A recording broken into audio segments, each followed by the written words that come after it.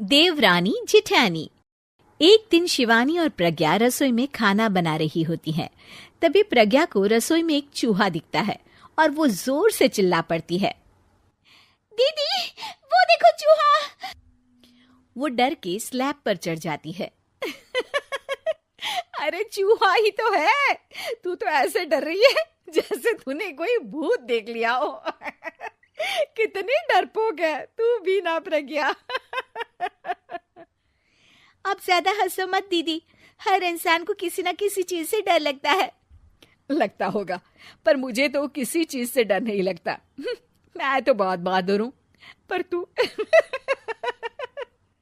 हद कर दी भाई, एक चूहे से डर गई है। एक दिन प्रज्ञा अपने कमरे से बाहर निकल रही होती है और तभी शिवानी उसे पीछे से आकर डरा देती है। प्रज्ञा एकदम से उछल पड़ती है। दीदी ऐसे भी कोई मजाक करता है क्या? अरे जरा अपनी शक्ल तो देख, एकदम बैंगन की तरह नीली पड़ गई है। अरे मेरी देवरानी इतनी बड़ी डरपोक है, मुझे तो पता ही नहीं था। आप ऐसे चौंकाओगे तो कोई भी डरेगा ना। अरे ना, कोई बहाना अब काम नहीं आएगा। आज से ना तुम्हारा नाम है डरपोक प्रज्ञा। शिवानी प्रज्ञा का मजाक उड़ाकर चली जाती है। प्रज्ञा शिवानी की मजाक उड़ाने की आदत से परेशान हो जाती है। जब देखो मेरा मजाक उड़ाती रहती है, इनकी शिकायत तो मम्मी जी से करनी ही पड़ेगी मुझे। प्रज्ञा अपनी सास के पास जाती है और उन्हें सारी बात बताती है कि किस तरह उसकी जेठानी उसके डर का मजाक उड़ाती है। ओहो, तो बड़ी बहू को बड़ा घमंड है अपनी बहादुरी पर।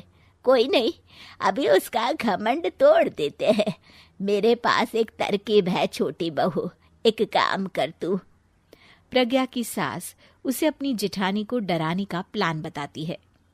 ये तो बहुत अच्छा आइडिया है मम्मी जी, क्या बात है। आइडिया सुनकर लग रहा है कि आप अपने बचपन में काफी शरारती रही होंगी मम्मी जी। अब आएगा मजा मेरी बहादुर जेठानी जी को। प्रज्ञा अपनी जेठानी को डराने का एक प्लान बनाती है।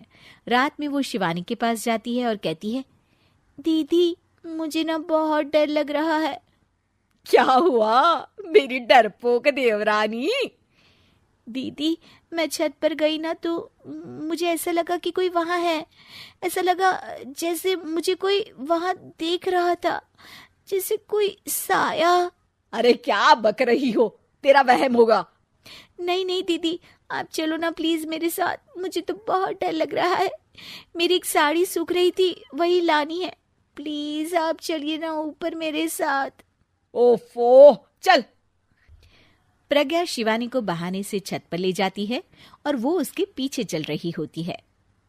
ले आ गए हम छत पर, कहाँ है भूत, दिखा, कहीं तो है नहीं। तभी प्रज्ञा चुपके से सीढ़ियों पर छुप जाती है और शिवानी छत पर अकेली रह जाती है। अरे प्रज्ञा कहाँ चली गई? प्रज्ञा एकदम से सीढ़ियों का दरवाजा बंद कर देती है। अब शिवानी को डर लगने लगता है। मैं नीचे चली जाती हूँ। लगता है प्रज्ञा भी नीचे ही चली गई है। तभी उसके सामने एक खुले बाल सफेद साड़ी में औरत खड़ी होती है। शिवानी उस औरत को देखकर डर जाती है। हाल तू जलाल तू आई बला को टाल तू, हाल तू जलाल तू आई बला को टाल तू।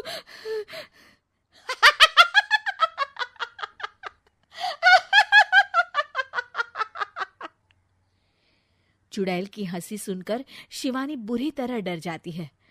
नहीं, मुझे छोड़ दो, भगवान के लिए मुझे छोड़ दो। नहीं, मैं तुझे नहीं छोड़ूंगी, मैं तेरा खून पी जाऊंगी।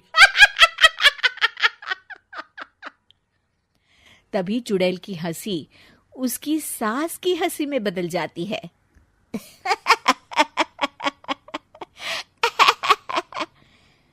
मम्मी जी, ये तो मम्मी जी की आवाज है।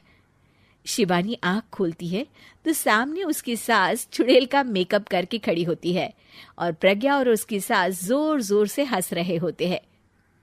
क्यों मेरी बहादुर जेठानी जी, आप तो कहती थी कि आप किसी से नहीं डरती। ये तुमने अच्छा नहीं किया प्रज्ञा। और सासू माँ, आप भी इसके साथ मिलकर। और नहीं तो क्या बहू, तुम अब मेरी छोटी बहू का ऐसे मजाक बनाओगी तो मुझे तो चुड़ैल बनना ही पड़ेगा ना।